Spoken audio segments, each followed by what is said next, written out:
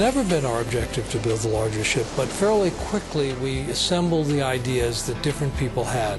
We wanted to build something that would have features and options at a level, on a scale that the world had never seen before. I think that you're going to see that the ship is going to fulfill that in ways that today we almost can't even imagine. I think when this ship is introduced, it will set a whole new standard for cruising, and I think in the resort industry as well. I believe that this ship is going to be so unique and so different that the words cannot describe it. This ship represents the ultimate expression of the imagination and creativity that's found at Royal Caribbean on all of our ships. The ship is truly becoming a destination unto itself. It's like a little town. The neighborhood concept is about taking a collection of experiences that meet a particular need for our guests and putting them all in one place. It's really a getting together, a gathering of people who want to engage in the same activity at the same time. If you are a family with children, you're probably going to gravitate at various points of the cruise to Boardwalk. Boardwalk itself is a little bit like going to a carnival. You'll have a number of activities, including a beautiful vintage carousel. It has a candy store. You'll have a tattoo parlor. It has an ice cream bar. You can even have your fortune told. So we wanted to create an experience where families could enjoy together. It's just a fun place to be. It's a family hangout. And it will feel a little bit like you're on the boardwalk at Atlantic City or Coney Island or wherever it may be.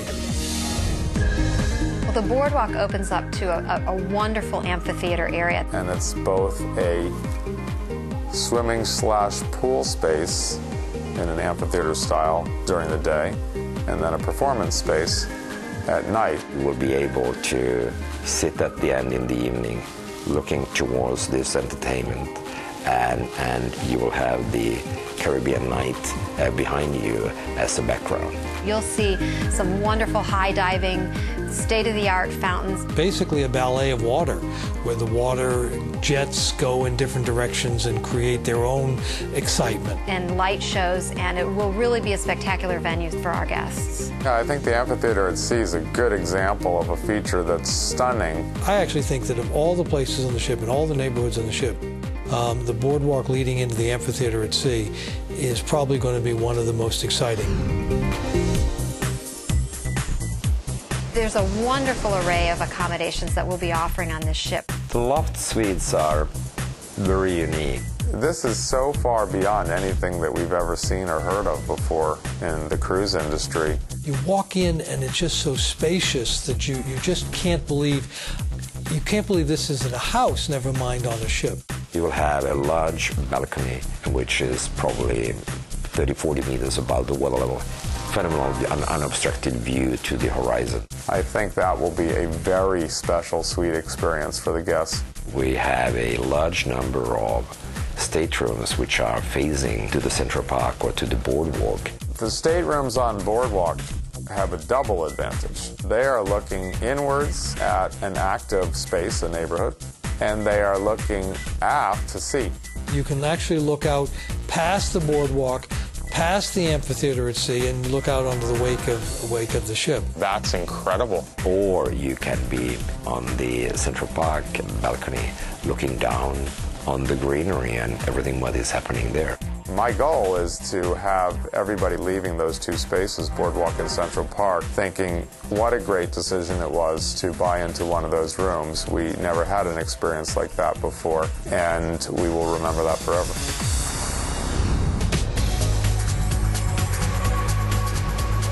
The Royal Promenade is twice the width of our existing Royal Promenade and the length of a football field. That is a huge increase.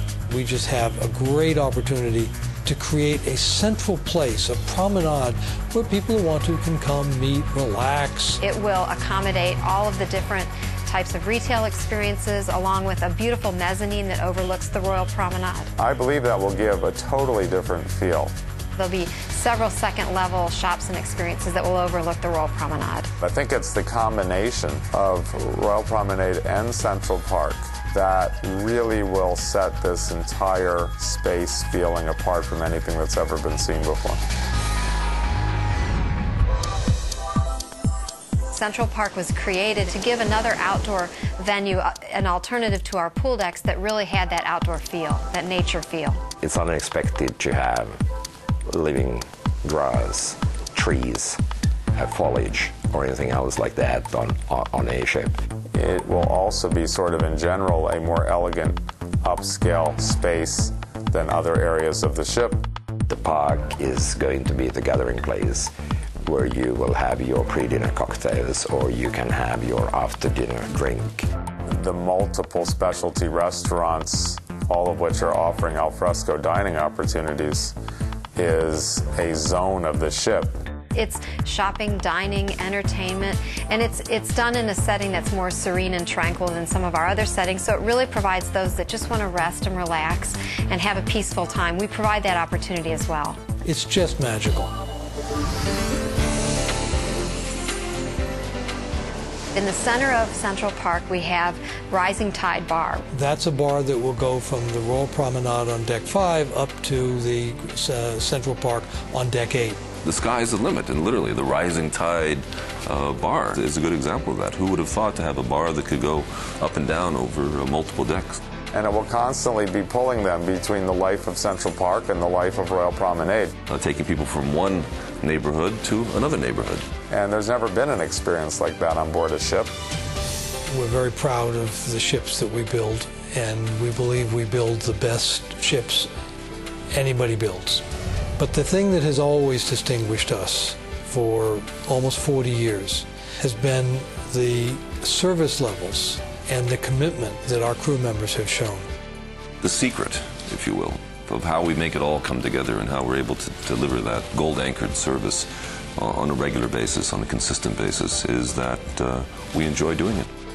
And it's the interaction between the guests and the crew, regardless of whether it's the original Song of Norway when she was 720 guests, or this at 6,300. It's that interaction that is the ultimate wow.